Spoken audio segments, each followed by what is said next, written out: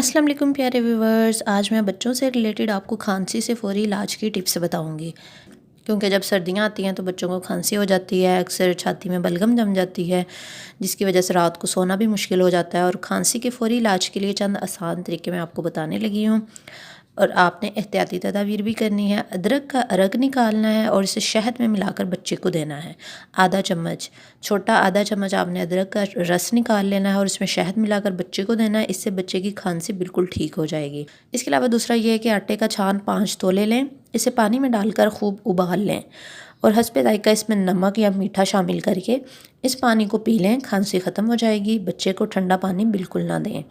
تیسرا، ابلے ہوئے انڈے کی زردی لیں اور اسے شہد میں ملا کر دیں۔ اس عمل سے سخت کھانسی بھی بالکل ٹھیک ہو جاتی ہے اور آپ کے بچے کو سکون ملے گا اور رات کو سکون کی نیند آئے گی۔